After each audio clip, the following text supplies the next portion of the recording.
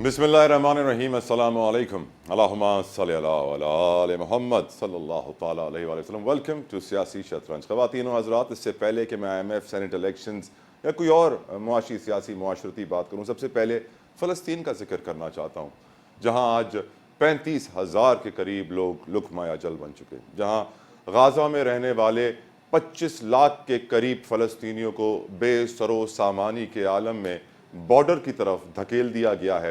और अब तवक्को ये की जा रही है कि मिस्र को कुछ पैसे देकर, क्योंकि अब हम जानते हैं यूरोपियन यूनियन ने भी अरबों डॉलर की मिस्र के साथ डील साइन की है कि वहाँ पर रेफ्यूजीज़ को, पनाह गुज़ीनों को जगह दी जाए, न सिर्फ फ़लस्तीन के बल्कि अफ्रीका के भी।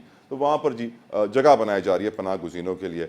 और हम 70 की दिहाई वाला पाकिस्तान तो है नहीं कि अपने एयरफोर्स के पायलट्स को भेज सकें इजराइल पर हमला करने के लिए। अब एक मुख्तलिफ पाकिस्तान है जो बहुत कमज़ोर है, बेबस है, बेहिस है, सिर्फ मजम्मत कर सकता है, सिर्फ एहतजाज कर सकता है, सिर्फ शोर मचा सकता है, मजबूर किसी को नहीं कर सकता, क्योंकि आज पाकिस्तान खुद इतना मजबूर है जिसकी कोई इंतहा नहीं। लेकिन मुझे अफसोस दर अफसोस उस वक्त हुआ जब मैंने एक वीडियो देखी PSL के मैच की। आज PSL का फाइनल भी है और मुझे यकीन है कि इस वीडियो को देखने के बाद मैंने जिस तरह PSL का बॉयकॉट किया, उस तरह पाकिस्तान के सारे लोग करेंगे। स्पेशली कराची के रहने वाले जिनका दिल फ़लस्तीनियों के साथ धड़कता है, वो हमेशा से ही PSL की इस दफ़ा के सारे मैचेस बॉयकॉट करते आए हैं, आज भी करेंगे और एहतजाज भी करेंगे PSL के मैच के बार। वजह बड़ी सिंपल सी है कि हम अगर कुछ और फ़लस्तीनियों के लिए कर नहीं सकते सिवाय एहतजाज करने के, तो हमें एहतजाज तो करने दिया जाए। अगर क्रिकेट मैच के दौरान एक शख्स फ़लस्तीन का झंडा लेकर खड़ा है तो पुलिस वाले आके उससे फ़लस्तीन का झंडा छीन लेते हैं, तो इससे मालूम पड़ जाता है कि हम कितने मुसलमान हैं या फिर हम कितने मुनाफिक हैं। जो हम कहते तो हैं बहुत कि हमारा दिल फ़लस्तीन के साथ धड़कता है, फ़लस्तीन को हम जब तक आज़ादी नहीं मिलेगी उनके लिए आवाज़ उठाते रहेंगे, और कुछ तो कर नहीं सकते। लेकिन अब PSL के मैच के दौरान आवाज़ भी नहीं उठाने दी जा रही, तो इससे अंदाज़ा लगा लीजिए आप कि हम मुनाफिक ही हैं, मुसलमान कहलाने के लायक अब हम नहीं रहे। क्योंकि वहाँ बच्चे भूखे मर रहे हैं, वहाँ पर कहत साली का हाल है, और हम यहाँ पर इफ्तारी और सहरी के दस्तरखान सजा रहे हैं बिना ये सोचे समझे। हम लंगर पे लंगर खाए जा रहे हैं, क्या कुछ नहीं खा रहे, बिना ये सोचे समझे कि वहाँ के छोटे छोटे बच्चे भूख से मर रहे हैं। अल्लाह ताला हमें हिदायत दे और हमें समझने की तौफीक अता फरमाए। अब चलते हैं सियासी शतरंज में कुछ सियासत की, मईशत की बात करें तो यकीनन IMF हर किसी की ज़ुबान पर IMF ही है। और IMF ने अब कह दिया है कि रियल स्टेट का जो सेक्टर है ना, वो नहीं बचेगा।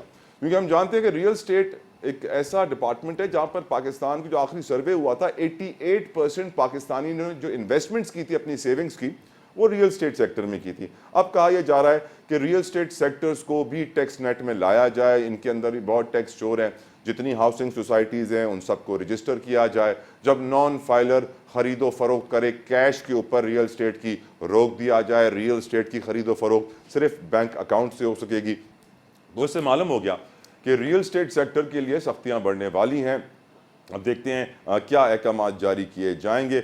लेकिन एट द सेम टाइम हम ये भी जानते हैं कि बिजली, गैस, पेट्रोल सब कुछ महंगा होने वाला है। महंगाई का एक ऐसा तूफ़ान आने वाला है जिसको बर्दाश्त करने की सकत अब पाकिस्तान के गरीब अवाम में नहीं है। अल्लाह ताला उनकी ताकत बने और उनकी मदद फरमाए, क्योंकि हम यही देख रहे हैं कि बहुत मुश्किल है। हुकूमत ने तो किफ़ायत शुमारी का ऐलान कर दिया। क्या ऐलान किया किफ़ायत शुमारी का? वो कहते हैं जी, सदर और चीफ जस्टिस फर्स्ट क्लास सफरी सहूलियात के मजाज होंगे, जबकि वज़ीर आज़म, चेयरमैन सेनेट, स्पीकर कौमी असम्बली बिजनेस क्लास में सफ़र करेंगे। वज़ीर ख़ारजा, वफाकी वज़रा, वज़ीर मुमलिकत भी बिजनेस क्लास में सफ़र करेंगे। तो यकीनन जो मुल्क गरीब होता है उसके हुक्मरान तो वैसे सफ़र बहुत कम ही करते हैं, और अगर करते हैं तो बिजनेस क्लास में नहीं, इकॉनमी में करते हैं। तो मैं ये कहूँगा अपने हुक्मरानों से कि ये झूठा लिबादा किफ़ायत शुमारी का ना ओढ़ें। अवाम बेवकूफ़ बनने वाले नहीं हैं। सबको मालूम है कि ये ड्रामेबाजी होती है। कहा जाता है कि हम किफ़ायत शुमारी करेंगे, चलते वही 12-13 करोड़ की गाड़ी में है। वही जब गाड़ी के टायर चेंज करने होते हैं मरीम नवाज साहिबा ने, और सीट कवर चेंज करने होते हैं, तो 3 करोड़ का बजट अप्रूव कराया जाता है। तो अंदाज़ा कर लीजिए आप खुद ही कि कितनी किफ़ायत शुमार है हमारी हुकूमत। खैर, सेनेट इलेक्शंस भी आ रहे हैं और शायद किफ़ायत शुमारी की वजह यही हो, क्योंकि सेनेट इलेक्शन में जितना पैसा चलता है किसी और इलेक्शन में नहीं चलता। इनफैक्ट सेनेट इलेक्शन में तारीख रही है, हॉर्स ट्रेडिंग का टर्मिनोलॉजी यूज होती है, खरीदो फरोख्त होती है। जब फैसल वाडा जैसे लोग सेनेट इलेक्शन में कागजात जमा कराते हैं आज़ाद हैसियत से, और फिर कहते हैं मैं तो जरदारी साहब के बेटे जैसा हूं, तो फिर समझ जाया करें ना सर, کہ پیسہ بھی کہاں سے آئے گا, کون کس طرح کیا کچھ کیا جائے گا, کیونکہ زرداری صاحب is famous for senate election specially. اب آگے بات کریں تو یقیناً ہم جانتے ہیں کہ سینٹ الیکشنز کے حوالے سے جو علی محمد خان صاحب ہے پی ٹی آئی, انہوں نے کہا ہے کہ کانسٹیٹیوشن آئین و قانون کے تحت جو نگراں حکومت کے لوگ تھے وہ سینٹ الیکشن میں حصہ نہیں لے سکتے. ہم جانتے ہیں احد چیمہ سینٹ الیکشنز میں آ رہے ہیں, ہم جانتے ہیں انوار الحق کاکڑ صاحب کو سینٹ الیکشن پر نوازا جا رہا ہے, ہم جانتے ہیں محسن نقوی صاحب جو چیئرمین پی سی بی بھی ہیں, پاکستان کے ہوم منسٹر بھی ہیں, 76 سالوں کی تاریخ میں پہلی بار ہوا ہے کہ 2 عہدے کسی ایک شخص کے پاس ہو, اب وہ بھی سینٹ الیکشنز میں آ رہے ہیں, اب وہ سینیٹر بھی بن جائیں گے. تو یہ سوچنے کی ضرورت ہے کہ پھر یہ جانبداری ہوئے نا, انہوں نے نگراں حکومت میں جب یہ کنٹرول میں تھے, پاور میں تھے, کوئی ایسا کام کیا ہوگا کہ آج ان کو نوازا جا رہا ہے. کیا کام کیا ہوگا یہ آپ اور میں بخوبی جانتے ہیں, مجھے بولنے کی ضرورت نہیں ہے, کیونکہ یقیناً آج کے حالات بہت اوپن ہو چکے ہیں اور سوشل میڈیا کے آنے کے بعد اب کچھ چھپا نہیں رہتا ہے. اچھا بات کریں پی ٹی آئی کی, تو پی ٹی آئی کچھ مشکلات کا شکار مجھے اس لیے لگ رہی ہے کیونکہ شیر افضل مروت پی ٹی آئی کے بڑے ببانگ توحل کھل کے بولنے والے لیڈر ہیں. انہوں نے یہ کہا ہے کہ پی ٹی آئی نے پچھلی حکومت میں جو خیبر پختونخوا میں ان کی حکومت تھی, محمود خان کی جب سی ایم تھے, بڑی کرپشن کی ہے.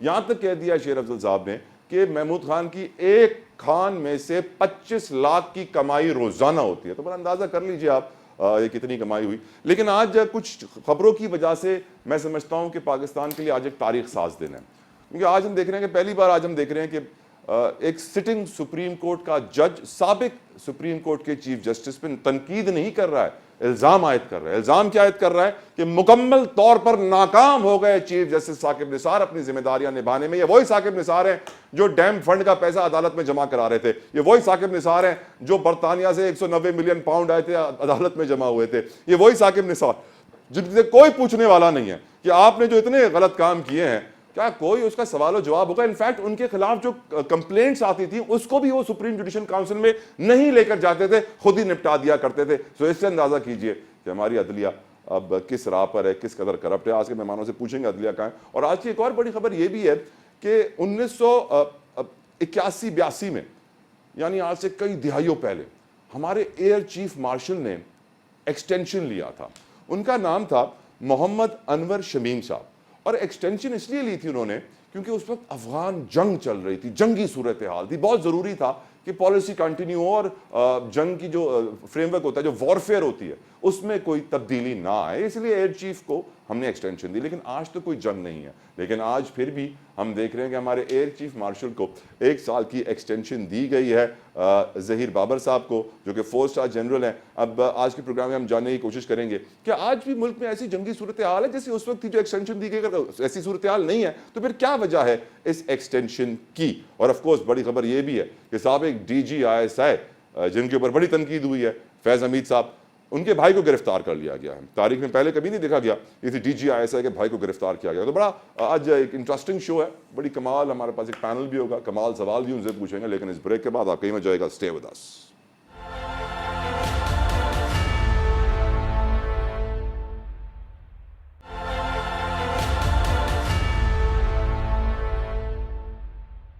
ویلکم بیک ٹو سیاسی شطرنج. وداؤٹ اینی فردر ڈیلے اپنے مہمانوں کا تعارف کروانا چاہوں گا. میرے ساتھ موجود ہیں مسلم لیگ نون کے سینئر رہنما مشتاق منہاج صاحب, کسی تعارف کے محتاج نہیں ہے, پاکستان کے سینئر صحافی بھی رہ چکے ہیں. مشتاق صاحب بہت شکریہ آپ کا. ساتھ ساتھ ہمیں جوائن کیا ہے محمود مولوی صاحب نے فرام استحکام پاکستان پارٹی. مولوی صاحب بہت مشکور. اور جمال صدیقی صاحب پاکستان تحریک انصاف, وہ بھی کسی تعارف کے محتاج نہیں ہے. تینوں مہمانوں نے گرامی کا بہت مشکور, شکر گزار. سب سے پہلے سوال مسلم لیگ نون سے کرتے ہیں. مشتاق صاحب آپ سے شروع کرنا چاہوں گا. یہ جو سینٹ انتخابات آ رہے ہیں مشتاق صاحب, اس کے لیے پی ٹی آئی کے علی محمد خان صاحب کہہ رہے ہیں کہ جو نگراں حکومت کے کردار تھے ان کو سینٹ الیکشنز میں آئینی طور پر کانسٹیٹیوشنلی نہیں ہونا چاہیے. وہ اشارہ کر رہے ہیں احد چیمہ کی طرف, محسن نقوی کی طرف, انوار الحق کاکڑ کی طرف, جو کہ یقیناً پنجاب سے سینٹ کے لیے پیپرز جمع کرا چکے ہیں. آپ کی نظر میں سر ایسا ہونا چاہیے, نہیں ہونا چاہیے؟ کیونکہ لوگ تو پھر یہی کہیں گے نا کہ سر نگراں حکومت میں انہوں نے ان کو مدد کی تھی الیکشن جیتنے کے لیے, اس لیے ان کو نوازا جا رہا ہے. یور اوپینین مشتاق صاحب. جی اگر دیکھیں سیاسی اخلاقیات کے حوالے سے دیکھیں تو بالکل نہیں ہونا چاہیے. نگران کا مطلب ہی یہی ہوتا ہے کہ جی آپ بالکل غیر جانبدار آپ کا سیٹ اپ ہے اور آپ نے ایک مخصوص جی اگر دیکھیں سیاسی غیر جانبدارانہ انتخابات کرا کے آپ نے واپس لوٹ جانا ہے. لیکن اگر آپ اس کے بعد کسی اگلے سیٹ اپ کی طرف جائیں گے تو ایسا لگے گا ضرور, شاید ہو نہ, لیکن امپریشن ضرور ہوگا کہ شاید آپ نے کوئی ایسے کام کیے ہیں کہ شاید آپ کو اس کے بدلے میں انعام کے طور پر اگلے سیٹ اپ میں بھی لیا جا رہا ہے. تو میری اخلاقیات کے حوالے سے تو میں سمجھتا ہوں کہ ایسا نہیں ہونا چاہیے. اور یہ کام جو ہے نا، یہ کوئی پولیٹیکل پارٹیز کا یہ نہیں ہے، یہ ان کو خود سمجھنا چاہیے. محسن نقوی صاحب ہوں، ہمارے لیے قابل احترام ہیں، میرے صحافی بھائی بھی ہیں، بہت اچھا محبت پیار کا رشتہ بھی ہے. اسی طرح سرفراز بگٹی صاحب آپ کو پتہ ہے بالکل عین، یعنی اپنی جوانی میں نگران حکومت چھوڑ کے انہوں نے الیکشن لڑا اور پھر وہ جا کے وزیر اعلیٰ بلوچستان بن گئے. اسی طرح سے جو ہے وہ باقی کاکڑ صاحب بھی ہیں. اب پاکستان کے وزیر اعظم کے منصب کے بعد کون سا منصب بچتا ہے کہ جس میں آپ جا کر بیٹھیں گے؟ لیکن وہ بھی جا کے سینیٹر یعنی بن سر گئے. نون لیگ میں بھی تو سیاسی اخلاقیات نہیں ہوئے نا نہیں، سر میں پھر. شاید میں آپ کو اپنی بات نون لیگ کی بات نہیں کر رہا، میں اپنی بات کر رہا ٹھیک ہوں سر. اخلاقیات کے، انصاف کے اور اصول کے ترازو کے اوپر دیکھا جائے تو یہ نہیں بننا چاہیے. لیکن بعض لوگ اگر اس سیٹ اپ میں بنے ہیں تو ہم ان کو ویلکم کہتے ہیں. سیاست جو ہے کسی کی میراث نہیں ہے، آگے چلیں، ان کا کنڈکٹ دکھائے گا آگے کہ وہ کس طرح کا کام کرتے ہیں. اور سیاست میں اگر نگران کے طور پر اگر وہ کامیاب ہوئے ہیں تو آگے ان کے کیا ہوگا. لیکن ایز اے پارٹی میں میرا موقف شاید نہ ہو. میں بھی ادارہ کچھ لوگوں کو کسی سیاسی جماعت نے ٹکٹ دیا ہے، کچھ آزاد کھڑے ہوئے ہیں، لیکن ایز اے انڈیویجول میں اپنی رائے کا اظہار کرتا ہوں کہ لیکن سر، بالکل نہیں ہونا لیکن چاہیے. مشتاق صاحب، ڈونٹ یو تھنک کہ نون لیگ کی کریڈیبلٹی کے اوپر ایک بہت بڑا سوالیہ نشان لگ جاتا ہے، ان کے اخلاقیات کے اوپر بہت بڑا سوالیہ نشان لگ جاتا ہے، اسپیشلی جب پی سی بی چیئرمین بھی وہی ہوں اور فیڈرل ہوم منسٹر بھی وہی ہوں؟ بہت کویشچن مارکس لگ جاتے ہیں نہیں سر. نہیں، نہیں، پی ایم ایل این نے کسی کو ٹکٹ نہیں دیا، کسی کو ٹکٹ نہیں دیا. لیکن سر ان کی کوئی رضا ایسا کے بغیر یہ کوئی ہو بھی نہیں سکتا، پرائم منسٹر نہیں تو نہیں وہی ہے نا کیسا سر. نہیں، پھر دیکھیں پھر ہم کسی اور طرف چلے جائیں گے نا. جتوئی بھائی، یہ اس طرح نہیں ہوتا. میں نے جو بات کی ہے وہ بالکل یہ سمجھ لیں کہ یہ اصول کی بات کی ہے. لیکن اگر آپ دیکھیں کہ پی ایم ایل این نے اگر کسی کو کہنا ہو تو اپنا ٹکٹ سے نوازتی، وہ پھر وزیر داخلہ کو، مشیر داخلہ کو ٹکٹ دیتی. اسی طرح سر وہ کابینہ میں آگے جو ہے شامل نا کر انوار لیا، اللہ اس سے کاکڑ بڑی صاحب کو ٹکٹ نوازش کیا دیتی. ہوگی سر؟ وہ اپنی کابینہ میں اپنی شامل پارٹی کر کو لیا، ریپرزینٹ کر رہے ہیں. مشتاق صاحب کابینہ میں شامل کر لیا، اس سے بڑی نوازش کیا ہوگی؟ پی سی بی چیئرمین کا عہدہ دے دیا، اس سے لیکن بڑی یہ سینٹ نوازش کیا والی ہوگی؟ سوال آپ نے کیا، میں نے آپ کو پہلے کہا کہ نہیں ہونا چاہیے تھا. نہیں، لیکن اگر کچھ لوگوں کی شاید کوئی ایسی چلیں، آپ ایسی اپنی پارٹی کی برائی نہیں کرنا چاہ رہے، شاید لیکن ایسے کچھ نہ کہتے ہوئے سب کچھ کہہ دیا. نابغہ روزگار ہستیاں، طلب بھائی، ایسے نابغہ روزگار ہستیاں شاید ہوں کہ جن کے بغیر ملک نہ چل رہا ہو، شاید ان کو اس لیے لیا گیا ہے. چلیں، لیکن یہ ہے کہ ہونا نہیں چاہیے تھا. لیکن اگر ہو گیا ہے تو ان کا کنڈکٹ دیکھنا چاہیے کہ وہ ملک کو تو اس کی تعمیر و ترقی اور جو چیلنجز درپیش ہیں اس وقت، ان کو ٹھیک سر. کیسے لے کر وہ ٹھیک مشتاق آگے. صاحب، ٹھیک مشتاق صاحب. محمود مولوی صاحب، فیصل واڈا صاحب نے بھی آزاد حیثیت سے سینٹ الیکشنز کے لیے کاغذات جمع کرا لیے ہیں، اور پھر وہ گفتگو کرتے ہوئے فرماتے ہیں کہ میں زرداری صاحب کے بیٹے کی طرح ہوں. اور آصف علی زرداری صاحب کا ذکر آ جائے اگر سینٹ الیکشن میں تو آپ کو معلوم ہے سر پھر کیا کچھ ہو سکتا ہے راتوں رات. Your opinion sir on Senate elections کے اوپر نگراں حکومت کے لوگوں کا پیپرز جمع کرانا، آپ کی نظر میں سر یہ جو ہو رہا ہے صحیح ہو رہا ہے محمود مولوی صاحب؟ بسم اللہ الرحمن الرحیم. میرے خیال سے پہلے تو میں جو ہے میرے بھائی کو سلام پیش کرتا ہوں، جس دلیری سے یس. اور جس انہوں نے خوبی سے اپنے آپ کو پیش کیا کہ دیکھیں جی ان کا ویو بالکل صحیح ہے. اخلاقی طور پہ تو بنتا نہیں ہے، مگر اب لیگلی جب بنتا ہے اور پارٹی نے اگر کوئی دے دیا ہے تو کوئی کیا کہہ سکتا ہے. دیکھیں بہت ساری چیزیں ہیں. واڈا صاحب بھی ایک بڑے قداور میرے کہوں گا آج سیاستدان ہیں، ٹھیک ہے نا. اب ان کو ایم کیو ایم بھی سپورٹ کرے گی اور ان کو پیپلز پارٹی بھی ہو سکتا ہے سپورٹ کرے. جبکہ مجھے یاد کیونکہ پڑتا ہے دیکھیں نا، مولوی صاحب، ذوالفقار مرزا جب ہوم منسٹر تھے تو ان کو بھاگنا پڑا تھا کراچی سے دبئی، حالات اس قدر خراب ہو گئے تھے ان کے لیے، لیکن آج حالات دیکھیے کتنے سازگار ہیں. دیکھیں یہ تو اس ملک کے میرے خیال سے کوئی اس میں قباحت نہیں ہے کہنے میں. یہ تو بڑا نارمل ہے کہ آج کسی کے حالات خراب، کل کسی کے حالات اچھے ہیں. دیکھیں یہ چینجز ہم تو ایک باقاعدہ ایک روٹین میں دیکھ رہے ہیں، جس کو میں کہتا ہوں کہ بہت ساری چیزیں ہمارے یہاں کلچرل ہو گیا ہے.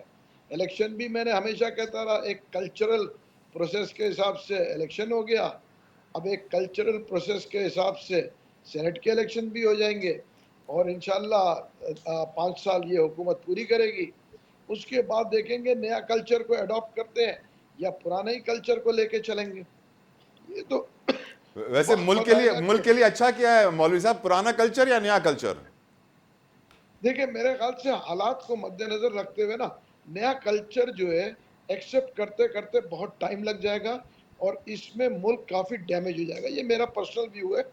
اس کی وجہ دیکھیں اکنامی جو ہے نا آج ساتھ نہیں دے رہی ہے کہ ہم نیا کلچر کو اڈاپٹ کریں. اور جتنی پارٹیاں ہیں فرام اے ٹو زی ساری پارٹی پرانے کلچر سے کافی خوش رہی ہیں اپنے اپنے وقتوں میں. پیپلز پارٹی اپنے وقت میں پرانے کلچر سے خوش رہی, پی ایم ایل این خوش رہی, پی ٹی آئی خوش رہی, ٹھیک ہے نا. اور جو ہے آج جو ہے میرے خیال سے لوگوں کو پسند نہیں ہے, مگر میرے خیال سے ہر آدمی نے پرانے کلچر کے دور میں اپنا اپنا سکہ جو ہے جمایا ہے, تو اس کو یہ میں کہوں گا چلتا ہی رہے گا. اور دیکھیں نا بہت سے لوگ کہتے ہیں, میں نے کہا یہ بیماری کو سب نے مل کے طول دیا نا. دیکھیں نا یہ کوئی پہلی بار تو نہیں ہوا جو کہ ایسے الیکشنز ہوئے, بالکل وہ بڑھتے چلے گئے. اب دیکھنا یہ ہے کہ اگلے 5 سال کے بعد ہو سکتا ہے اس سے بھی کلچر بہتر ہو جائے اللہ کرے, یا اللہ چینج ہو کرے, جائے. آمین آمین آمین. ہاں اللہ اس رمضان میں ٹھیک ہے آپ نا, کی یہ بات سچی کر دے سر, میں تو یہی کہہ خواہش مند سکتا ہوں. ہوں. جمال صدیقی صاحب, سینٹ الیکشن میں پی ٹی آئی تو کچھ نہیں کر پائے گی نا سر؟ جی طلب میں آپ کی بات سمجھ نہیں پایا ہوں. میں پوچھ رہا ہوں جمال دوبارہ صاحب, بولیے. سینٹ الیکشن میں پی ٹی آئی تو کچھ نہیں کر پائے گی نا سر؟ بسم اللہ الرحمن الرحیم. یار ایک تو آپ ہمیشہ مجھ سے دلا اتنا خوبصورت سوال پوچھتے ہیں کہ میں نہ چاہتے بھی مجھے مجبوراً کچھ کہنا پڑتا ہے کہ آپ اس وقت بھی یہ پوچھ رہے ہیں کہ پی ٹی آئی سینٹ میں کچھ نہیں کر پائے گی. پی ٹی آئی نے جو کرنا تھا وہ 8 فروری کو کر دیا. اب وہ کوئی مانے نہ مانے, اب ہم کیا کر سکتے ہیں؟ جب ماننے والے نہیں مانتے تو پھر پی ٹی آئی کیا کرے گی مجھے بتائیں. اگر 8 فروری کا جو عوام نے جو اپنا شعور کا مظاہرہ کیا, اس شعور کو اگر آپ بیلٹ پیپر کے ذریعے فارم 47 پہ چھاپ دیتے تو پھر اس ملک میں وہ جو ابھی آپ بات کر رہے تھے کہ پرانا والا نظام چلے گا, نیا والا نظام چلے گا, تو پھر وہ آپ کو پتہ چل جاتا کہ اس ملک میں کون سا نظام چلتا ہے. لیکن جب تک آپ ڈنڈے کے زور پہ ملک چلائیں گے کہ جس کی لاٹھی اس کی بھینس, تو بڑے افسوس کی بات ہے کہ آپ نے اگر پرانا کلچر چلانا یا نیا کلچر چلانا تھا, یا تو پھر آپ آسان الفاظ پہ کہتے ہیں کہ آپ نے پرانی تنخواہ پہ کام کرنا ہے یا نئی تنخواہ پہ کام کرنا ہے. لیکن اس صدیقی صاحب, طرح آپ نے نا بہت کچھ تبدیل کر دیا ہے, پی ٹی آئی نے بہت کچھ تبدیل کر دیا. صدیقی صاحب فار ایگزامپل, آج تک کبھی کوئی سابق ڈی جی آئی ایس آئی کا بھائی گرفتار نہیں ہوا تھا. خبر یہ ہے کہ سر سابق ڈی جی آئی ایس آئی فیض حمید صاحب کے بھائی کو گرفتار کر لیا گیا ہے. ان کے اوپر فراڈ کا کیس تھا, 420 کا, 468 کا, 471 کا. یہ بھی سر میرے خیال سے آپ جو نظام نیا لائے ہیں اس کی وجہ سے ہوا ہے. نہیں, مجھے کسی سرکاری ملازم کے بھائی کی گرفتاری میں کوئی دلچسپی نہیں ہے سر کہ سابق D G I S I sir general Faiz Hamid کی بات ہو رہی ہے سر, یہ کوئی سرکاری ملازم نہیں ہے. میں آپ سے کہوں نا کہ وہ جنرل صاحب کا بھائی ہو یا کرنل صاحب کا بھائی ہو, وہ ایک ریٹائر افسر کا بھائی ہے, اور جس چیز میں گرفتار ہوا ہے وہ کوئی سیاسی مقدمہ نہیں ہے. تو میں ایک سیاسی ورکر ہوں, میں کسی ریٹائرڈ افسر کی ذاتی زندگی یا اس رائٹ کے جمال بھائی کی صاحب, کاروباری زندگی کے بارے میں میرا کوئی ضرورت ہی نہیں مجھے وقت ضائع کرنے کی. میں ضرورت تو نہیں, اپنی بالکل چند سیاسی باتیں لے کر آیا تھا آپ سے کرنے کے لیے کہ جو آپ سمجھتے ہیں کہ یہاں پر موجودہ ملک جس موڑ پہ کھڑا ہے, میں آپ سے صرف اتنی سی گزارش کروں گا کہ مجھے ہمیشہ فکر اس ملک کی رہتی ہے کہ ہمارے پاس 5,000 ارب کا قرضہ تھا 2007 میں, اور آج صرف 12, 13, 14 سالوں کے اندر ہم 50,000 ارب کراس کر چکے ہیں. 80,000 ارب جمال صدیقی صاحب, 80,000 ارب. مجھے روزہ لگ رہا ہے, ٹائم ہو گیا قریب, اس لیے 80,000 ارب. تو 80,000 آپ سوچیں کہ 2007 میں ہمارے پاس 6 میں 5,000 ارب تھا, تو 7 سے لے کے 2024 تک جن لوگوں نے اس قرضے کو جتنا دوبارہ میں لیا ہے, ایک احتساب بنتا ہے نا, بالکل بنتا ہے, سوال تو بالکل بنتا ہے. صدیقی صاحب انفیکٹ آپ ہی کے پارٹی کے شیر افضل مروت صاحب نے بھی کہہ دیا ہے کہ پی ٹی آئی نے جو گزشتہ کے پی کی حکومت میں کرپشن کی کسی نے نہیں کی. ایک بریک لینے دیں, بریک کے بعد آ کے آپ سے میں اس سوال کا جواب لوں گا. ٹیک اے بریک.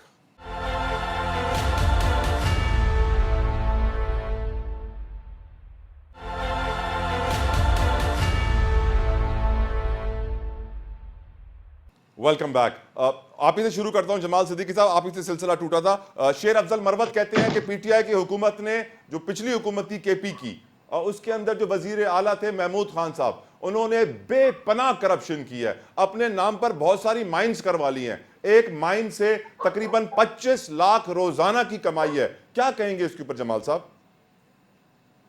لیکن طلعت اب ان سب باتوں کے کہنے کا کوئی فائدہ نہیں ہے. اگر شیر افضل مروت یہ بات اس وقت کہتے جب بھی سب کچھ ہو رہا تھا, یا اس کے ہونے کے بعد کہتے, یا جب تک گورنمنٹ تھی تب تک کہتے تو بات سمجھ میں آتی ہے. اب کہنے کا فائدہ نہیں ہے, وقت ضائع کرتے ہیں. شیر افضل بھی کہیں کبھی کبھی ایسی بات کر جاتے ہیں کہ جس کی نہ ضرورت ہوتی ہے نہ موقع ہوتا ہے. اس وقت کیوں نہیں کی جب ان کی حکومت تھی 2023 تک کی حکومت جب ختم ہوئی اگست 2023 میں, تب تک کہہ سکتے تھے. اب آپ 8 مہینے بعد کہہ رہے ہیں. کام کی باتیں پہلے کرنی چاہیے. میں تو صرف یہ کہہ رہا ہوں کہ ہم جس نہج پہ کھڑے ہوئے تلا, کیا ہم اس بات کے حق میں جانب نہیں ہے پوچھ رہے کہ ہم 80,000 ارب پہ کھڑے ہوئے, تو اس کو واپس کون کرے گا؟ اس کو تو میں اور آپ واپس کریں گے. نہ اس کو شہباز شریف میں واپس کرنا ہے, نہ اسد زرداری نے واپس کرنا ہے, نہ نواز شریف میں واپس کرنا ہے, نہ کسی اور نے واپس کرنا ہے. لیکن میں آپ کو ایک بات ریکارڈ کا بتاتا چلوں جی کہ سر. جو پی ٹی آئی نے 3.5 سال کے دوار میں قرضے لیے تھے, تو اس میں سے ایک سرٹن حصہ واپس بھی کیا تھا پاکستان کی تاریخ میں پہلی دفعہ. مجھے ایگزیکٹ فگر یاد نہیں, میں چیک کر کے آپ کو ضرور بتاؤں گا ٹھیک کہ سر. پاکستان کی تاریخ میں پہلی مرتبہ ایک ٹکڑا ہم نے واپس بھی کیا تھا قرضوں کا. ٹھیک اور سر. وہ 3.5 سال وہ دور تھے جس میں 2.25 سال کووڈ تھا اور 2.25 سال اپوزیشن کے ساتھ لڑائی تھی. اس کے باوجود ہم نے اپنی اکانومی کو ٹھیک رکھا تھا, اپنے پیروں پہ کھڑے تھے. انڈیا سے اچھے حالات میں تھے ہم. انڈیا اور دیگر ممالک جس طرح کرائسس میں آ گئے تھے, پاکستان بہت اچھی معیشت میں تھا. لیکن بدقسمتی پھر وہی ہمارے سیاستدانوں کی, چلنے نہیں دیتے اس حکومت کو جو ان کے مزاج کی نہ ہو, جو ان کی کلچر کی نہ ہو, جو بھی آپ بات کر رہے تھے, جو ان کے رنگ جیسی نہ ہو, جو ان کے رنگ میں رنگ جانے والی نہ ہو. تو ایسے حکمران کو بہت کم لوگ پسند کرتے ہیں, جس کا اندازہ آپ آج لگا لیں کہ جو بھی آپ بات کر رہے تھے, ہمارے ایک دوست ہے پرانے پی ٹی آئی کے فیصل, تو وہ فیصل آج ایم کیو ایم کے سینیٹر بھی ہیں. اب وہ زرداری صاحب کے بیٹے تو وہ بھی بن گئے محسن نقوی کی طرح, لیکن وہ ایم کیو ایم کا ابا کس نے بنایا, یہ بھی بڑا ایک اہم سوال ہے. ہمارے یقیناً. ملک کی یقیناً. بدقسمتی یہ رہتی ہے کہ یقیناً. جو نگراں گورنمنٹ تھی وہی موجودہ گورنمنٹ ہے. تو ماشاء اب اللہ. آپ انصاف کس سے مانگیں گے؟ یقیناً. جو یقیناً. نگراں یقیناً. گورنمنٹ تھی وہی موجودہ گورنمنٹ تھی, اور جو نگراں گورنمنٹ میں تھے انہوں نے 2 مہینے پہلے, 1 مہینہ پہلے چھلانگ لگا کے کاغذات جمع کرا دیے کہ ادھر بھی اپنا وزیر داخلہ بنے ہوئے تھے, ادھر بھی چیف منسٹر بنے ہوئے. یار آپ نے یہ بنانا ریپبلک نہیں بنا دیا. سر یہ بنانا کبھی ریپبلک, سوچیں تو صحیح. جمال صاحب, یہ بنانا ریپبلک ہونے کا ثبوت بھی بڑے کمال ملے ہیں نا. آج بڑا تاریخ ساز دن ہے میری نظر میں. تاریخ اس لیے رقم ہوئی ہے سر کہ سٹنگ سپریم کورٹ کے جج جسٹس جمال مندوخیل صاحب یہ کہہ رہے ہیں کہ سابقہ چیف جسٹس سپریم کورٹ کے ثاقب نثار نااہل تھے, فیل ہو گئے, انہوں نے اپنے اوپر لگائے گئے کسی بھی الزام کو سپریم جوڈیشل کاؤنسل میں پیش نہیں کیا. تو اسے واضح ہو جاتا ہے سر کہ نظام میں عدل ہی فیل ہو گیا ہے. اور یہ صرف سپریم کورٹ نہیں ہے, یہ ہائی کورٹ بھی ہے, ڈسٹرکٹ کورٹ بھی ہے, لوور کورٹس بھی ہے. سوال میں پوچھنا چاہوں گا مولوی صاحب, آپ کی طرف لے کر آتا ہوں. آج ہم یہ دیکھ رہے ہیں جمال مندوخیل صاحب کا بھی یہ تاریخی کمنٹ سامنے آ رہے ہیں کہ ثاقب نثار مکمل طور پہ اخلاقی طور پہ فیل ہو گئے. ساتھ ہی ساتھ سر ایک اور تاریخ ساز کام بھی ہوا ہے. ہم جانتے ہیں سر 81-82 میں جو ہمارے ایئر چیف مارشل تھے انہوں نے ایکسٹینشن لیا تھا سر, محمد انور شمیم صاحب. آج بھی ہم دیکھ رہے ہیں کہ سر ہمارے ایئر چیف مارشل نے ایکسٹینشن لیا ہے 1 سال کا. اس وقت جب ایکسٹینشن لیا گیا تھا مولوی صاحب تو یہ کہا گیا تھا کہ افغان جنگ چل رہی ہے, کنٹینیوٹی آف پالیسیز بہت ضروری ہے. کیا آج بھی ہم جنگی صورتحال میں ہے مولوی صاحب جو ایکسٹینشن دیا گیا؟ دیکھیں یہ تو میں کہوں گا آج بھی ہم جنگ کی صورت میں تو ہے, اس میں کوئی شک نہیں ہے. اس کی وجہ دیکھیں ایئر فورس میں یہ یوزلی ایکسٹینشن ہوتے نہیں ہیں, یہ حالات کو دیکھتے ہوئے ایکسٹینشن دیا گیا. اور جہاں تک آپ بات کر رہے تھے کہ اس جو ابھی میرے بھائی بھی جمال صاحب بھی بات کر رہے تھے کہ اکنامی کا جو ہے تباہی تو ہو رہی ہے, مگر اکنامی کو اسی وقت روایت ہو جائے گا. اس کی وجہ یہ ہے کہ اگر ہم اس وقت اکنامی کو ریوائیو نہیں کریں گے, ٹھیک ہے نا, تو پھر جو ہے عوام جو ہے مزید پستی چلے جائے گی. اور ہمیں کنسنٹریشن اس وقت عوام کے اوپر کرنا چاہیے, اور مہنگائی پہ کرنا چاہیے, اور اکنامی کے اوپر کرنا چاہیے. میرے خیال سے باقی چیزیں میرے حساب سے چھوٹی چیزیں ہیں کہ سینٹ میں کون آ رہا ہے, اسمبلی میں کون آ رہا ہے, یہ تو ابھی سب آئے. دیکھیں نا, کسی بھی پارٹی نے, میں آپ کو کہوں گا ہونا یہ چاہیے کہ وہ اپنا جو ہے ایک مینڈیٹ دیں کہ جی ہم آئیں گے تو ہم یہ اکنامی کو کریں گے. وہ اس وقت کسی کے پاس نہیں ہے. اسی لیے جو ہے کہ میں یہ کہوں گا کہ یہی جو حکومت ہے اس کو ہم ڈیریل نہ کریں, اس کو چلنے دیں اور اکنامی کو بہتر کریں. کیونکہ جب تک ہم اکنامی کو بہتر نہیں کریں گے جو ہے نہ عوام کو ریلیف ملے گا اور نہ جو ہے پولیٹیکل سٹیبلٹی رہے گی. اور جہاں تک آپ بات کریں ملک کی تباہی کے ذمہ وار, میں کہوں گا کہ ہمارے عدلیہ ہے, فرام ٹاپ ٹو باٹم. دیکھیں نا, جہاں عدل اور انصاف نہیں ہو, ٹھیک ہے نا, وہاں آپ کیا ایکسپیکٹ کرتے ہیں؟ اور ہم تو بڑے لوگوں کی تو کے پاس تو دیکھیں نا عدل پھر بھی مل جاتا ہے. آپ ایک عام عوام کو دیکھیں, آپ مجھے بتائیں نا, بڑے کیسز ہوتے ہیں تو رات کو کورٹس بھی کھل جاتے ہیں, بڑا وکیل لے لیں تو وہ جو ہے تاریخ بھی فوراً آ جاتی ہے. ایک نارمل آدمی کو جا کے دیکھیں کیا حالت سے گزر رہا ہے, سالوں لگ جاتے ہیں اس کو کیسز میں. نارمل کرمنل کیسز میں آپ کو بتاؤں 15 سال 16 سال 17 سال. میرے ایک جاننے والے کے کیس ڈسٹرکٹ سیشن کورٹ میں 17 سال سے چل رہا تھا. 17 سال کے بعد ان کو کہا گیا کہ نہیں جی آپ کو غلط نامنیٹ کیا گیا. تو آپ کیا ایکسپیکٹ کرتے ہیں؟ اللہ رحم کرے سر, اللہ ٹھیک ہے نا, رحم کرے. جب مشتاق آپ مشتاق 17 صاحب, سال کے بعد ان کو کہہ رہے ہیں کہ یہ آپ کو غلط فیل ہو گیا نامنیٹ سر, کیا. نظام عدل فیل ہے سر, اس میں کوئی شک و شبہ ہونا ہی نہیں چاہیے. مشتاق بن ناز صاحب, اور وہ اب اجازت دیجیے مولوی صاحب مشتاق صاحب کی طرف جاؤں. مشتاق بن ناز صاحب, آئی ایم ایف کے ساتھ مذاکرات چل رہے ہیں اور اب ریئل اسٹیٹ سیکٹر کے اوپر بڑی نظریں لگا دی گئی ہیں. کہا جا رہا ہے ساری ہاؤسنگ سوسائٹیز کو رجسٹر کرایا جائے, نان فائلرز کو خرید و فروخت میں کیش کی اجازت نہ ہو, وہ صرف بینک کے ذریعے خرید و فروخت کریں. ملک کا معاشی مستقبل مشتاق صاحب کیا دیکھ رہے ہیں آپ؟ جی, سب سے پہلے تو جو عدل کی بات آپ نے کی وہ بس اسی کی بنیاد ہے. ابھی آپ دیکھیں نا کہ آپ پہلے مولوی صاحب نے بات کی, اس کے بعد آپ جمال بھائی کے پاس کی, تیسرا نمبر پھر عدل کے حساب سے پھر میرے پاس آنا تھا, پھر لیکن مجھے آپ بائی پاس کر کے تو آپ نے سر بیچ عدل میں بریک انصافی آ کر گئی تھی, کے ہر تو سیگمنٹ میں تینوں کو ایک ایک بار ٹائم دیا ہے سر. میں نے انصاف ہاں کیا, اللہ کی قسم سر, روزے میں ہوں.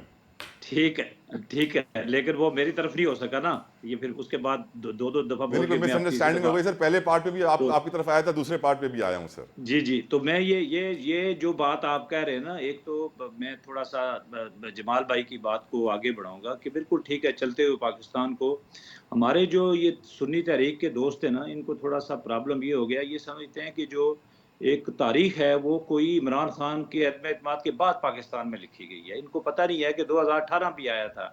ان کو یہ بھی نہیں پتا میرے بھائیوں کو کہ ایک چلتی پھرتی فعال حکومت نواز شریف کے زیر قیادت ایک خوشحال پاکستان چلتا ہوا آیا, لیکن درمیان میں پھر باجوہ صاحب آئے, پھر یہ آج یہ کہتے ہیں نا جو قومیں اپنے موسم کو بھول جاتی ہیں وہ قومیں تباہ ہو جاتی ہیں. یہ جو جنرل جتنی بے اتنائی جمال بھائی نے فیض حمید کے بھائی کے اوپر, تو یہی بھائی کل لے کے تو یہ پاور بروکر تھا, یہ جو ان کا بھائی جس کو گرفتار کیا گیا, یہ بڑے بڑے لیڈر میں نے اپنی آنکھوں سے اسلام آباد میں اسی بھائی کے ساتھ فیض حمید کے جو ہے نا در دولت پہ حاضری دیتے ہوئے دیکھا ہے میں نے ان کو. آج وہ بے شک گرفتار ہو گیا تو نہ مانے اس کو یا اس کو ڈیفینڈ نہ کریں, یا فیض حمید اپنے موسم کو ڈیفینڈ نہ کریں. کل پاکستان کو انہی لوگوں نے, انہی لوگوں کے ذریعے, ثاقب نثار کے ذریعے, عدلیہ کے ذریعے مینج کر کے ایک منتخب عوام کی حکومت کو ایک چنتخب عوام کی حکومت میں تبدیل کر کے. اور پھر مجھے حیرت ہوتی ہے کہ پی ٹی آئی کی حکومت جو ہے نا وہ 3.5 سال جو ایک ناکامیوں کا نااہلیوں کا ایک منبع تھی, وہ بھی اب کارکردگی کی بات کرنا شروع ہو گئی ہے کہ ہم نے پتہ نہیں اتنے دیے تو اتنے لیے تو پاکستان ملک پتہ نہیں کدھر جا رہا تھا. ملک تو بقول شیر افضل مربت بڑھنا شروع ہو گیا تھا 2017-18 کے بعد. تو وہ 3.5-4 سال کی جو ایک محنت شاکہ کر کے پاکستان کی معاشی بنیادوں پر عمران خان کی صورت میں ایک بارودی سرنگیں لگائی گئی, وہ سرنگیں ہٹاتے ہٹاتے اب 2024 آ گیا. تو اس میں ہم کام کر رہے ہیں. ہم چاہتے ہیں کہ بالکل جس طرح آپ نے سوال کیا کہ یہ جو ریل اسٹیٹ کا شعبہ ہے اس کو بالکل چھوٹ ہے, 2-3 چیزیں. ایک تو ہم اپنی زرعی زمینیں جو ہماری ایگریکلچر فوڈ باسکٹ سے ہماری, ایک تو ہم اس کو کنورٹ کر رہے ہیں, اس کو بند ہونا چاہیے. اور دوسرا اس ایگریکلچر جو کہ نان پروڈکٹیو سیکٹر ہے اس کو بالکل ریگولرائز کیا جائے, کوئی کسی قسم کی ٹرانزیکشن ان کی کیش میں نہ کی جائے. تمام جتنی گفتگو ہے جتنے بھی ہے وہ ریٹن میں کیے جائیں, اور یہاں پر فائلر اور نان فائلر تاکہ ایک انسینٹیو اس کو دیا جائے کہ لوگ فائلر بنیں. جب لوگوں کو کچھ انسینٹیو نہیں ہوگا, ابھی انہوں نے شروع کیا ہے لیکن میں یہ سمجھتا ہوں کہ تھوڑا ہے, یعنی یہ کوئی 20-25-30% کا گیپ ہے. آپ کو کم از کم 200-300% پہ جانا پڑے گا, تب لوگ جا کے کوئی چیز خریدیں. چاہے میں کہتا ہوں خالی ریل اسٹیٹ نہیں, بلکہ آپ گاڑیاں جو خریدیں اس کے اوپر, باقی چیزیں اس کے اوپر بھی فائلر اور نان فائلر کا جو ہے رائٹ نا سر. ایک تناسب بہت اچھے طریقے سے ہونا چاہیے.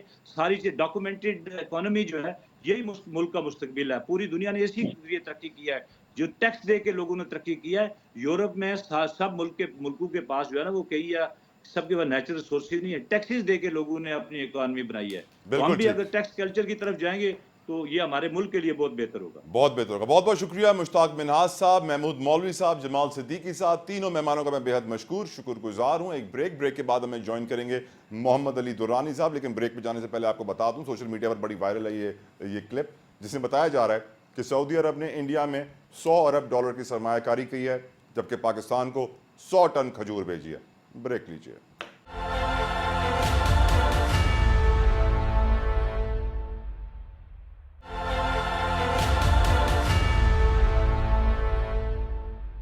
ویلکم بیک ٹو سیاسی شطرنج. خواتین و حضرات, ملک کی سیاسی, معاشی, معاشرتی صورتحال پر ڈسکشن کریں گے. ہمارے ساتھ موجود ہے پاکستان کے سینئر ترین سیاستدانوں میں سے ایک محمد علی درانی صاحب. کسی تعارف کے محتاج نہیں ہے. درانی صاحب, جزاک اللہ خیر, thank you so very much sir. Ramzan آپ کو بہت مبارک. امید کرتا ہوں آپ کے روزے خیریت سے جا رہے ہوں گے. لیکن سر, پاکستانیوں کے روزے مشکل میں پڑ رہے ہیں سر. مہنگائی نے سب کو پریشان کر رکھا ہے, معاشی حالات نے سب کو پریشان کر رکھا ہے. آئی ایم ایف کے ساتھ ہم ڈیل کر رہے ہیں, ان سے مانگ رہے ہیں $8 ارب 4 سال میں, دینے ہم نے واپس ہر سال $25 ارب ہیں. ہم جانتے ہیں سر کہ بجلی, گیس, پانی, اشیاء خورنوش, کوئی بھی ایک ایسی چیز نہیں ہے جو اب عوام کی پہنچ میں رہی ہو. اور ماہر معاشیات اکانومسٹ درانی صاحب کہہ رہے ہیں کہ آنے والا وقت اور خطرناک ہوگا. آئی ایم ایف نے ریئل اسٹیٹ سیکٹر پہ نظریں ڈال دی ہیں, نان فائلرز کو دھمکیاں مل گئی ہیں کہ اب آپ کچھ نہیں کر سکتے. کیش ان سرکولیشن سر 8,400 ارب ہے پاکستان میں, ہم یہ کارڈز کے اوپر نہیں آ پاتے ہیں, الیکٹرانک منی یوز نہیں کر پاتے ہیں. آپ کی نظر میں سر پاکستان کا معاشی مستقبل اور آئی ایم ایف کیا ہمارے ساتھ پوری زندگی جڑا رہے گا؟ کیا نظریہ ہے سر آپ کا اس پر؟ بسم اللہ الرحمن الرحیم. گزشتہ 52 سال سے پاکستان کے اندر 2 خاندان حکمران ہیں, اور آج ان کی موروثیت اور وہ خود جو ہے اس پاکستان پہ مسلط ہے. آئی ایم ایف جہاں بھی گیا ہے وہاں کے ملکوں نے ترقی کی ہے, اور آئی ایم ایف کو فارغ کر دیا, اس کے بعد دوبارہ اس کو نہیں بلایا. ہمارے حکمران جو ہے, اور یہ میں آپ کو بتا دوں, ملک کو ترقی دینے کا کوئی راستہ حکمرانوں کے علاوہ کسی کے پاس نہیں ہے. عوام کے پاس ملک کو ترقی دینے کا اختیار نہیں ہے. یہ اختیار صرف اور صرف حکمرانوں کے پاس ہوتا ہے. اور اگر حکمران ملک کی آمدن بڑھانے کے بجائے ذاتی آمدن بڑھانے پہ لگ جائیں, اگر حکمران جو ہے وہ ملک کے مفادات کے بجائے ذاتی مفادات کے لیے کام کرنا شروع کر دیں, تو ایسے اندھیرے ملک کے عوام کا مستقبل کیسے روشن ہوگا؟ ایسے ملک کا اپنا مستقبل کیسے روشن ہوگا؟ یہ گزشتہ 50 سال کی داستان ہے. 72 سے لے کے آج تک 52 سال, آج تک جو ہے حکمرانی نہیں بدلی. مارشل لا آتے رہے ہیں, میں مانتا ہوں, لیکن ان مارشل لاؤں کو بھی ہم خود ان مارشل لاؤں کو اندر سے بھی دیکھیں, باہر سے بھی دیکھیں, ان کا بھی پشتیبان یہی 2 خاندان رہے, اور آج بھی وہی ہیں. اب اس کے بعد اب میں آئی ایم ایف کو کیسے فارغ کرے, آئی ایم ایف کو کہاں نکالے؟ آئی ایم ایف کو تو یہ منت کر کے لے کے آتے ہیں, وہ تو مہربانی کر دیتے ہیں. بلکہ آج ایک صبح میں تبصرہ پڑھ رہا تھا کہ آئی ایم ایف کی جو تجاویز ہیں وہ زیادہ پرو پبلک ہے ہمارے اپنے حکمرانوں کے اقدامات سے. وہ کہتے ہیں کہ آپ انڈائریکٹ ٹیکسنگ کی طرف نہ جائیں, ڈائریکٹ ٹیکسنگ کی طرف جائیں, آپ امیر لوگوں پہ ٹیکس لگائیں. لیکن ٹیکس لگانے سے مسئلہ حل نہیں ہو رہا, آمدن بڑھانے کا مسئلہ ہے. آمدن بڑھے گی اس وقت جب اتنے بڑے بڑے سوراخ جو آپ نے اس تجوری میں کیے ہوئے ہیں وہ سوراخ بند نہیں ہوں گے, تو کیسے اس کے اندر کوئی مال ٹھہرے گا کہ ملک کی معیشت, ملک کی ترقی اور ملک کی جو ہے پیدا. ٹھیک سر. سر سینٹ الیکشنز آ رہے ہیں, اب مجھے یہ بتائیے سر, علی محمد خان صاحب پی ٹی آئی کے بڑے مشہور سینئر رہنما ہیں, وہ یہ کہتے ہیں کہ قانونی طور پر یہ مجاز نہیں ہے نگراں حکومت کے لوگ سینٹ الیکشنز میں حصہ لیں. ہم جانتے ہیں احد چیمہ بھی لے رہے ہیں, ہم جانتے ہیں انوار اللہ کاکڑ بھی حصہ لے رہے ہیں, محسن نقوی بھی حصہ لے رہے ہیں. آپ کی نظر میں سر تاریخ میں ایسا پہلے ہوا ہے کبھی؟ مجھے آپ ایک پہلے بتائیں کہ انہیں ٹکٹ کس نے دی ہے؟ سر آف کورس نون لیگ نے دی ہے. لیکن تو پھر انہیں کچھ فیور کی ہوگی تو وہ دے رہے ہیں نا. کیا فیور کی ہوگی سر, آپ بتا سکتے ہیں؟ آپ نے کوئی فیور دیکھی ہوتے ہوئے؟ سر بتا رہا ہوں کہ بھی غیر جانبداروں نے کوئی جانبداری کی ہوگی تو اب ان کے ساتھ قانونی یا غیر قانونی تابعداری ہو رہی ہے. یعنی الیکشن میں دھاندلی ان لوگوں نے کی اور اب ان کو انعام مل رہا ہے, آپ یہ کہہ رہے ہیں؟ यही इसका तो मफहूम तो यही लिया जाएगा। देखें जी, जी वरना मैं अगर गैर जानिबदार हूँ और मैंने अपनी गैर जानिबदारी को साबित करना है और मैं अगर गैर जानिबदार रहा हूँ, तो मेरा सबसे बड़ा सवाल तो ये होगा कि मैं आइंदा भी गैर जानिबदार ही समझा जाऊं। और ऐसी सूरत में जब मेरे पे एक्विजिशंस भी हो रही होंगी, मैं और कॉन्शियस हूँगा कि कोई ऐसा काम ना किया जाए जिसकी वजह से ये तासुर जो है ये मजबूत हो कि कोई कोई मतलब अनड्यू फेवर की गई है। तो लिहाजा इस दूसरी बात जहां तक ये ताल्लुक है कि ये जो अबूरी हुकूमत, मुझे आइंदा पाकिस्तान के मुस्तकबिल के किसी इलेक्शन से पहले कोई अबूरी हुकूमत बनती नजर नहीं आ रही। ये एक फ्लॉप, ये एक आइडिया अच्छा था या बुरा था, इसको इस बुरी तरह से इस दफा फ्लॉप कर दिया गया है कि आइंदा कोई हिम्मत नहीं करेगा कि ऐसे जानिबदार गैर जानिबदारों को लेके आए कि जो हुकूमत खत्म होते ही सारे के सारे हुकूमत का हिस्सा बनने के लिए दौड़ पड़े और हुकूमत उनको हिस्सा बनाने के लिए दौड़ पड़े। जहां तक कानूनी का ताल्लुक है, इखलाकी तौर पे असल में दुनिया भर में सियासत जो है वो कानून पे ड्राइव नहीं होती, इखलाकियात पे ड्राइव होती है। हमारे यहाँ तो प्रॉब्लम यह है कि एक चोरी करने वाला भी सिर्फ उस वक्त चोर अपने आप को सियासतदान मानेगा जब उसके ऊपर अदालत में फैसला हो जाएगा जैसे कोई क्रिमिनल हो। ये तो एक मॉरल कानून के तहत चलने वाला इदारा जो कि सियासत का इदारा है, जमहूरियत का इदारा है, उसमें तो मोरालिटी पे फैसले होते हैं। लेकिन चले उसको भी छोड़ दें, कानून नेचुरल जस्टिस के तहत भी अगर आप देखें तो ये हक नहीं बनता। और हमारा तो यही ख्याल था, मैं अब एग्जैक्ट कानून मेंशन नहीं कर सकता, लेकिन मेरा ये ख्याल था कि अबूरी हुकूमत में जो लोग आखिरी वक्त तक रहेंगे वो फौरन बाद के इलेक्शन में हिस्सा नहीं ले सकते। ये तासुर पाया जाता था जब से ये मामला शुरू हुआ। लेकिन इस दफा अगर ये तासुर था उसके बावजूद इस पे अमल नहीं हो रहा, तो इसका तो अब तो ये भी है कि जो जो नेशनल नहीं होते वो वजीर बन जाते हैं, उसके बाद जाके नेशनैलिटी वो अपने लिए पाकिस्तान की नेशनैलिटी ले रहे हैं। ये भी होता रहा है पाकिस्तान में। तो लिहाजा जो इस वक्त कोई गैर कानूनी इकदाम हो रहा है तो उसको जरूर एक्सपोज किया जाना चाहिए। अब तो कोई इदारा बचा नहीं है, अब तो सिर्फ सुप्रीम कोर्ट या कोर्ट ही बचा है जिसके अंदर होते धोते इंसान जा सकता है। वहां से आगे सलूक क्या होगा चलें, मैं सुप्रीम कोर्ट का सवाल आपसे करने वाला हूं, लेकिन अभी सेनेट इलेक्शन के सवाल कंप्लीट नहीं हुए। सर, फैसल वाडा ने भी सेनेट इलेक्शंस में आज़ाद हैसियत से कागजात जमा करा लिए हैं। सर, फैसल वाडा साहब के लिए बड़ा मशहूर है कि वो एस्टैब्लिशमेंट के खास आदमी है और ये जुमला आपके लिए भी इस्तेमाल किया जाता है। और सर, फैसल वाडा ने ये भी कह दिया है कि मैं जरदारी साहब के बेटे जैसा हूं। बड़ा पैसा चलने वाला है क्या सर सेनेट इलेक्शन में? बेटा वैसा हूँ, क्या चलने वाला है? फैसल वाडा साहब ने कहा है कि मैं जरदारी साहब के बेटे जैसा हूं। तो मैंने कहा फिर तो बड़ा पैसा चलने वाला होगा सर सेनेट इलेक्शंस में। और सर, फैसल वाडा के लिए भी कहा जाता है कि एस्टैब्लिशमेंट का खास आदमी, आपके लिए भी कहा जाता है एस्टैब्लिशमेंट का खास आदमी। सर, तो आपके पास अंदर की खबर होगी। तो मैंने तो बहुत दफा बताया है कि मैं तो पाकिस्तान का खास आदमी हूँ, ठीक है ना जी। और पिछले जब मैंने रिकंसिलिएशन की बात की थी, मैंने फेयर एंड फ्री इलेक्शन की बात की थी, और मुझे बहुत से लोगों ने पूछा कि तुम्हें किसने कहा है। मैंने कहा यार मुझे मेरे दिल ने कहा है, मेरे मुल्क ने कहा है। गांधी एस्टैब्लिशमेंट तो आपकी इस बात से एग्री नहीं करती।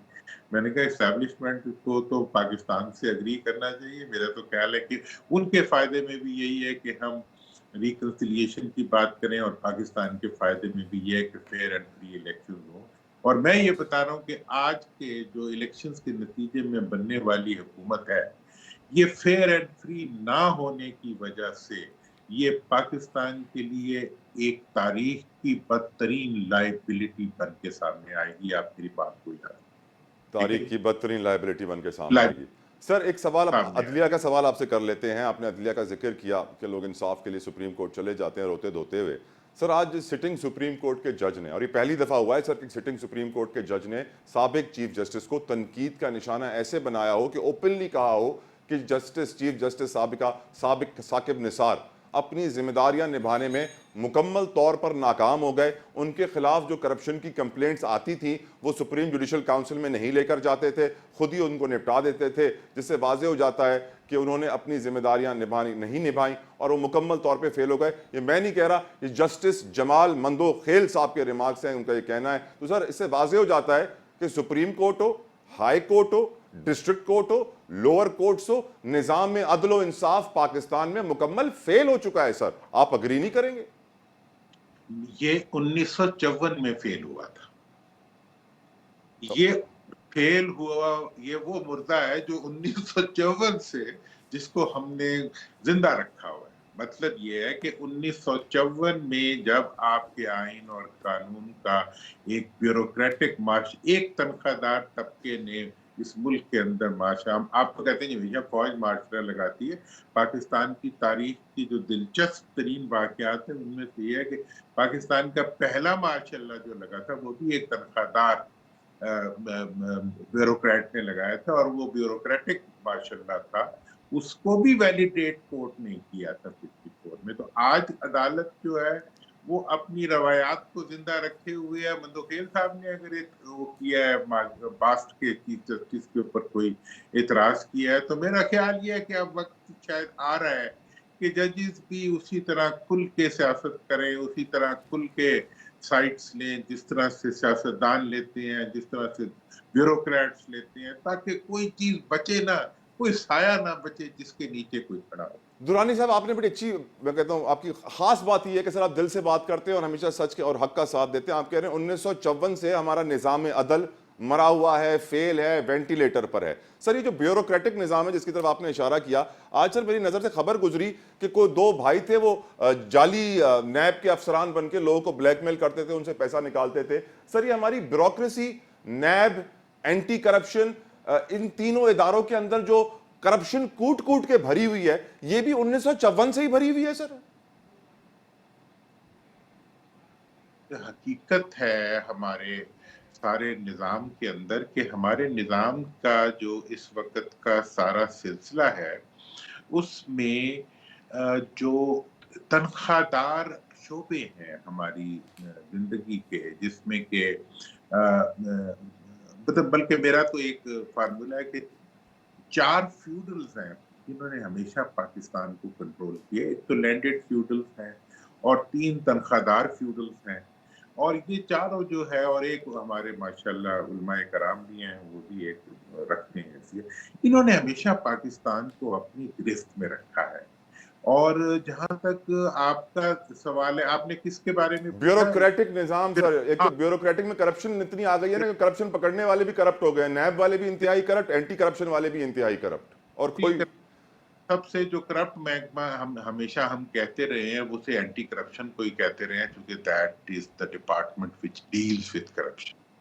اور نیب بنا تو نیب کے بارے میں یہ خیال تھا کہ وہ ایک اوور اینڈ ابو, ایک سپر اینٹی کرپشن ہوگا جو کہ لوگوں کو پکڑے گا. لیکن ایک بات جس چیز وہ کرپشن کا سپر ہیرو نکلا سر, وہ سپر ہیرو نکلا, اور وہ بڑا ہیرو نکلا نا, مطلب کنگ کانگ ہیرو. اور اس میں اس نتیجے پہ پہنچا ہوں کہ جب تک آپ اپنے ملک کا اختیار ان لوگوں کو نہیں دیں گے جو عوام کے منتخب ہوں, اس وقت تک جو ہے یہ سلسلہ چلتا رہے گا.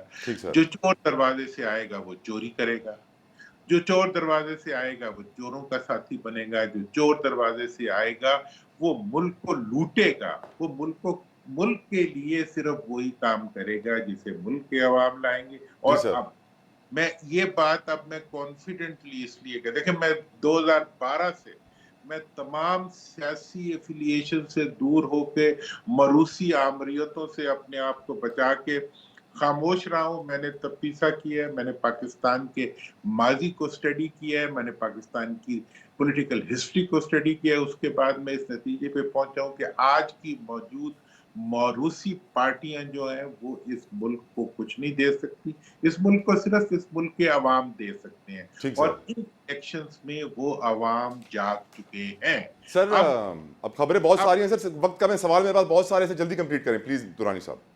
ہاں, تو وہ اب جیت چکے ہیں, عوام جاگ چکے ہیں.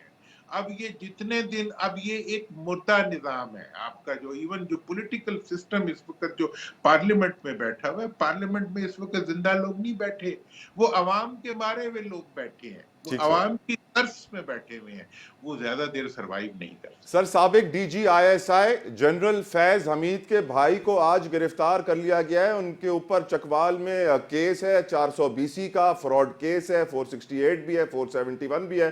مقدمہ کافی وقت سے درج تھا, اب ان کو گرفتار کیا ہے. آپ کو کیا لگتا ہے یہ جنرل فیض حمید کو سزا دی جا رہی ہے؟ کیونکہ ایسے لوگوں کے بھائی تو سر کبھی گرفتار نہیں ہوتے پوری زندگی میں. دیکھیں, اب کسی کو پکڑ لیا, وہ ہمارے ہاں میں بچپن سے رشوت کے بارے میں ہم سوچتے تھے نا, تو وہ کہتے تھے کہ جی آخر میں جو پکڑا جاتا ہے نا, وہ 100 روپے کا نشان زدہ نوٹ لیتے ہوئے کلرک پکڑا جاتا ہے. اینٹی کرپشن ڈپارٹمنٹ کے بارے میں ہم بتایا.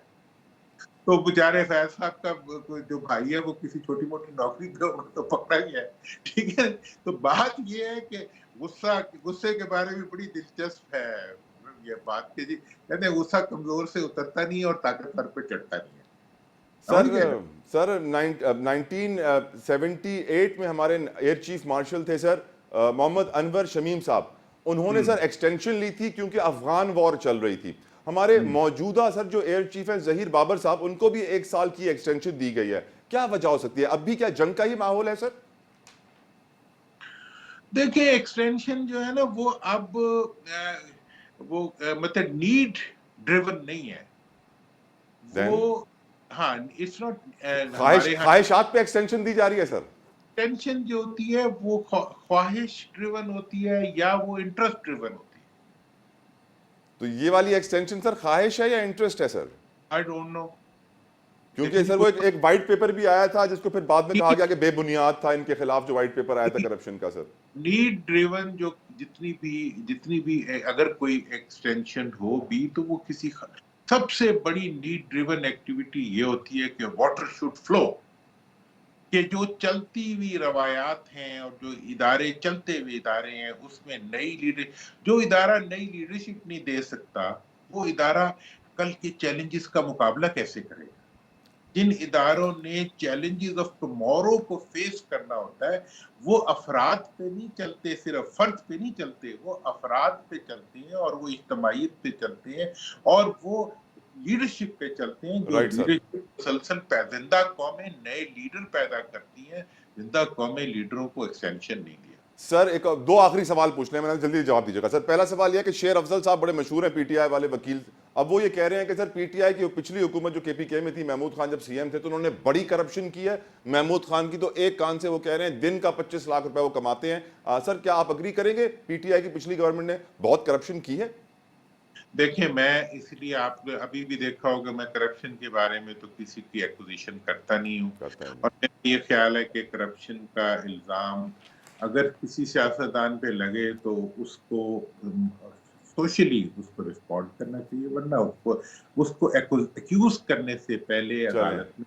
دورانی صاحب آخری سوال. پی ایس ایل کا آج فائنل ہے, یقیناً پوری قوم دیکھ رہی ہے, لیکن افسوس کے ساتھ سر پی ایس ایل کے میچ کے اندر فلسطین کا جھنڈا کسی آڈینس میں کسی کے ہاتھ میں ہوگا تو ہمارے سیکیورٹی حکام آ کر چھین لیں گے. سر کیا اس کو میں منافقت کہہ سکتا ہوں یا نہیں؟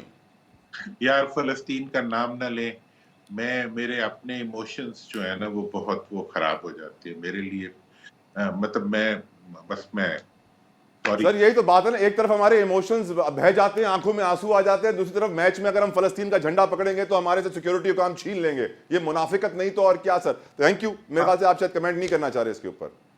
ہم آئی ایم ایف کا جھنڈا لے کے چل رہے ہیں, ہم کیا جھنڈا اٹھائیں گے. بہت بہت شکریہ محمد علی دورانی صاحب, آپ نے اپنا قیمتی وقت ہمارے لیے نکالا. لیکن ایک بات تو واضح ہے کہ اگر ہم پی ایس ایل کے میچ میں فلسطین کا جھنڈا نہیں لہرا سکتے تو پھر ہم کہیں سے اسلامک تو نہیں ہوئے, منافق ہوئے. شاید تبھی نبی کریم صلی اللہ علیہ وسلم نے فرمایا کہ میری امت میں 73 فرقے ہوں گے, سارے جہنمی ہوں گے سوائے ایک کے. تو صحابہ کرام رضوان اللہ تعالیٰ اجمعین نے فوراً پوچھا کون یا رسول اللہ صلی اللہ علیہ وسلم.